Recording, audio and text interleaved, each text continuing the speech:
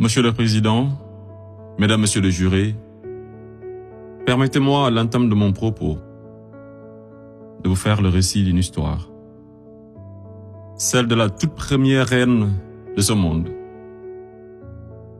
Une reine d'une beauté légendaire, au cœur pur et généreux, à qui la nature avait fait don de richesses inestimables. Ses enfants étaient nombreux, de vrais génies qui firent la découverte des mathématiques, inventèrent l'écriture, l'art, la médecine, l'architecture et tant d'autres sciences qui ont tracé les prémices du futur. Ils vivaient tous libres et épanouis, jusqu'au jour où la malédiction frappa la reine de plein fouet. L'ange de la mort venait de guider une vieille dame venue des contrées lointaines, dévastée par la sécheresse, qui fut pendant très longtemps à la recherche d'une île autrefois appelée Eldorado. Elle parvint enfin à déposer ses valises aux portes de cette île aux multiples trésors cachés, accompagnée de ses enfants les plus assoiffés, puis songea à construire un cheval de Troie qui sera offert en signe d'amitié, et lui fit don également de nombreux présents, parmi lesquels une boîte de Pandore. Le malheur s'empara alors de ce gigantesque royaume, entraînant la chute de sa reine, la mort de certains, et l'exil d'autres des plus valeureux.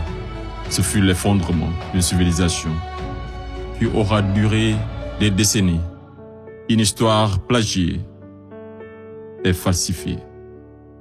Fin de l'histoire.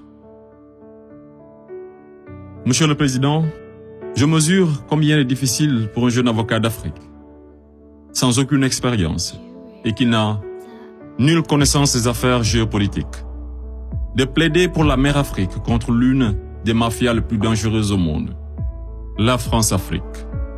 Cependant, quoique trop inférieur à mes adversaires, j'ose espérer que je serai tout de même en mesure de vous exposer clairement les faits, afin que vous n'ignoriez aucune partie de l'objet sur lequel vous êtes appelés à vous prononcer.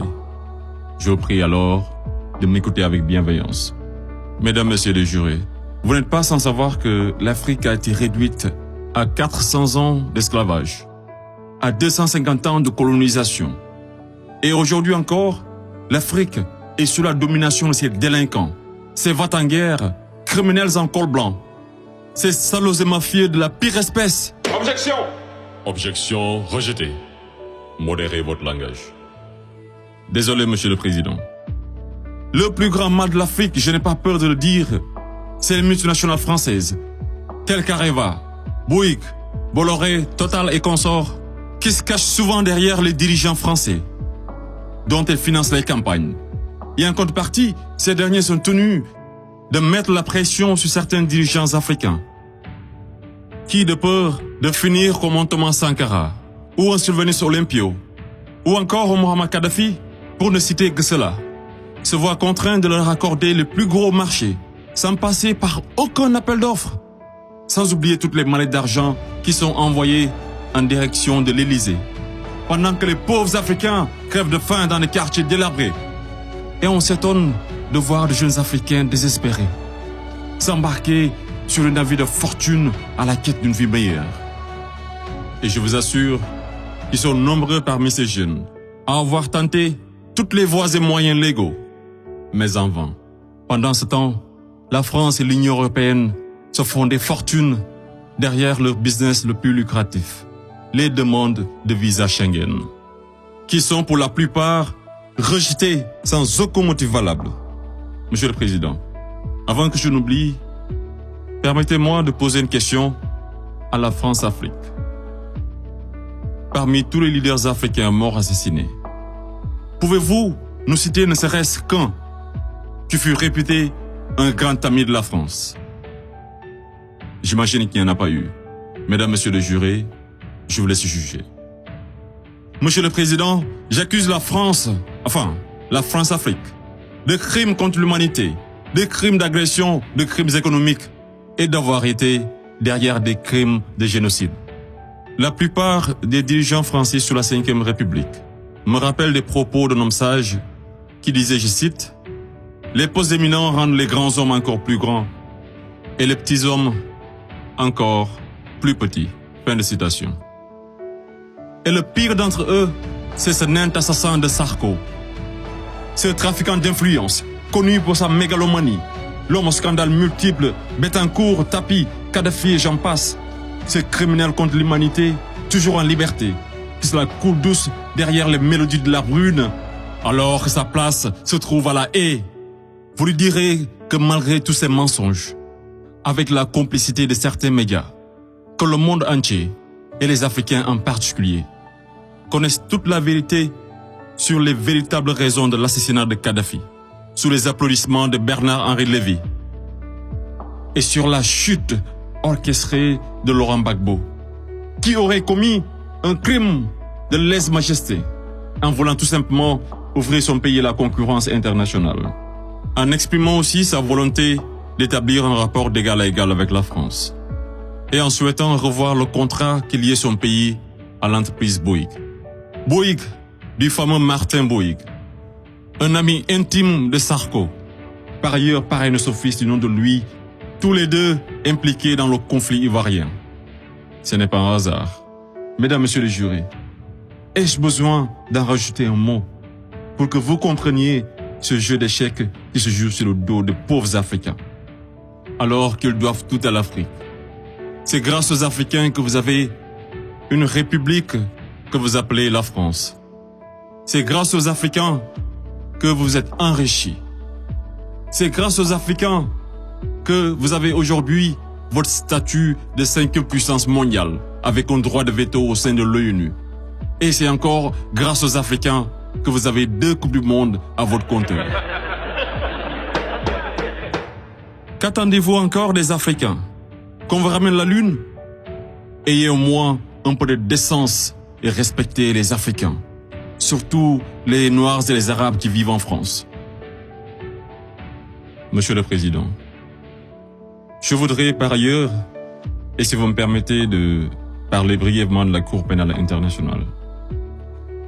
Il est un proverbe qui dit « Dis-moi qui tu fréquentes et je te dirai qui tu es ».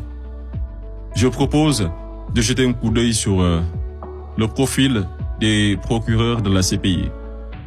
Commençons par l'actuel procureur de la CPI, une dame que je respecte pour 2 raisons.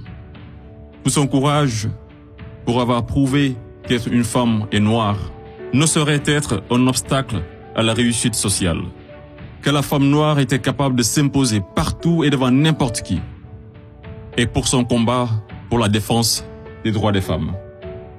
Mais devrions-nous faire semblant d'oublier qu'elle fut procureure générale, proche collaboratrice et conseillère juridique du président, et ministre sous l'une des pires dictatures de l'histoire de l'Afrique, sans jamais démissionner?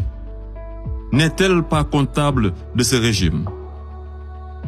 Le premier procureur de la CPI, l'Argentin Luis Moreno Ocampo, une haute personnalité dont le nom est impliqué dans les affaires de viol, de corruption, d'abus de pouvoir. Un procureur de la CPI qui détient avec son épouse des entreprises offshore dans les paradis fiscaux des îles Vierges, de Panama et de Belize. Et c'est le même type qui aujourd'hui offre ses services aux personnalités poursuivies par la CPI afin de les aider à échapper au séjour à la haie, moyennant de grosses sommes d'argent. Et tenez-vous, qui sont 123 pays à avoir ratifié le traité de Rome. Et sur 10 enquêtes ouvertes, 9 sont africaines.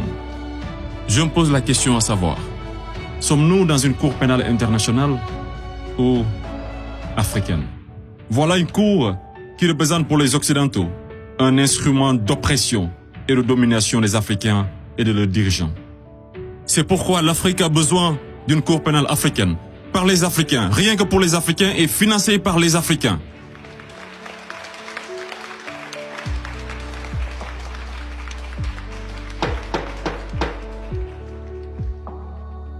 Monsieur le Président, je ne suis qu'un jeune ignorant qui ne prétend point détenir toute la vérité.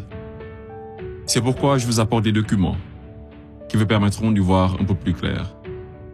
À l'exemple de cette copie d'une conférence de François-Xavier Verschave intitulée « De la France-Afrique à la mafia-Afrique ». Je salue également le courage de ces hommes et femmes de valeur qui osent lever leur voix pour défendre les intérêts de l'Afrique. Je pense au grand Kémy Séba avec l'ONG Urgence panafricaine.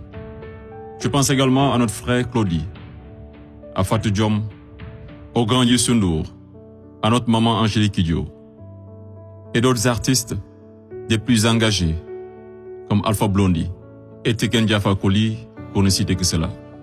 Sans oublier toutes ces personnalités qui œuvrent pour la promotion des jeunes et des femmes à l'égard du docteur Anta Sané et bien d'autres femmes de valeur. Monsieur le Président, loin de moi l'idée de proliférer des menaces. Mais si par malheur, la France-Afrique est aujourd'hui acquittée, sachez que la jeunesse africaine l'obligera à quitter. Elle se mobilisera davantage et réunira toutes ses forces vives, hommes et femmes de valeur, sans exception d'âge. Intellectuels, sportifs de haut niveau, artistes de renommée internationale et sympathisants de l'Afrique. Et tous mèneront une campagne dévastatrice par tous les moyens pacifiques afin de dégager un par un ces bénéwiwi, présidents marionnettes de la France-Afrique, en faveur de vrais leaders panafricains véridiques qui auront le courage de mettre fin à la domination de cette mafia et qui décideront de la fin de la plus grosse arnaque de l'histoire, le franc CFA.